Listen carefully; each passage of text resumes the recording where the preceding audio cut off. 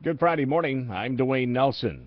Two Kingsport women accused in a crash last year that claimed the life of a 7-year-old are free on bond today. Sullivan County grand jury indicted 23-year-old Renisha Dully and 27-year-old Kiana Delaney, the victim's mother, on charges of criminally negligent homicide, reckless homicide, and reckless endangerment. The crash occurred last July on Interstate 26, killing J. Lisa Delaney. Authorities said she was unrestrained in the back seat of that vehicle. Federal judges ruled that the estranged wife of a state lawmaker from Greenville improperly used computer spyware during her divorce from a previous husband. The Greenville Sun has reported that U.S. Magistrate William Carter ordered attorney Crystal Goen-Hawk to pay $20,000 in damages to ex-husband James Roy Klum. The lengthy ruling found that Hawk used the spyware in violation of wiretapping laws and altered a prenuptial agreement to gain advantage in the divorce. Hawk's current husband, Republican State Representative David Hawk, has pleaded not guilty to a domestic assault charge that she filed in March. His preliminary hearing was delayed until September 11th after he runs in next week's primary election. The turnout for early voting this year is at a record low in Carter County. According to Tracy Harris, the county's administrator of elections, just over 900 voters have gone to the polls so far. The last presidential election, we had over 10,000 vote early.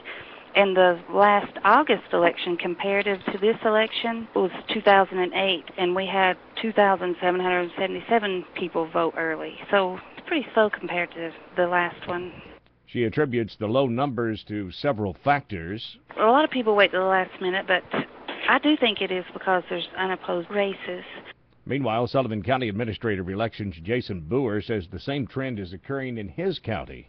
Generally, about 60% of our total turnout shows up during early voting. 5,000 registered voters have actually cast a ballot. Out of the 86,000, we were anticipating about a 15,000 voter turnout at the end of voting on August 2nd. So that trend of 60% during early voting continues in this election, then we will see far less than that. Other counties reporting lower numbers as well. Early voting continues through tomorrow. Local school systems did well on the 2012 Tennessee Comprehensive Assessment Program tests.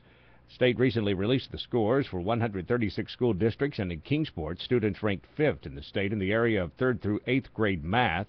Johnson City had more than 70% of students proficient or advanced in math, while Sullivan County had more than 57% advanced or proficient in science. Rogersville scores exceeded 71% in reading, almost 79% in science. Hawkins County had more than 58% proficient or advanced in science.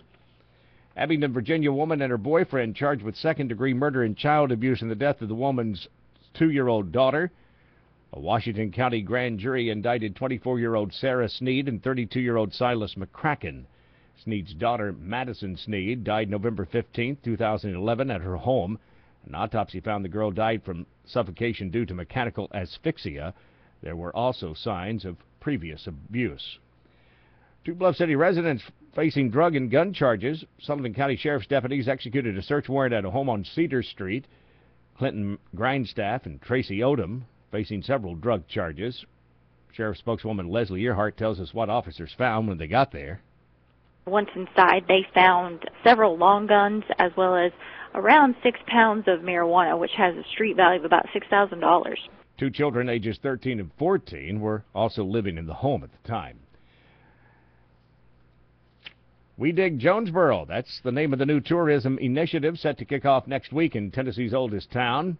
That event will offer extended downtown shopping hours as well as live music starting next Friday. On Saturday, August 4th, the town's first ever Cash Mob will take place beginning at 11 a.m. for the next 9 Saturdays. Also be sure to catch a free family-oriented movie at Movies on Main, which start at 8:30 on Saturday evenings through September 1st.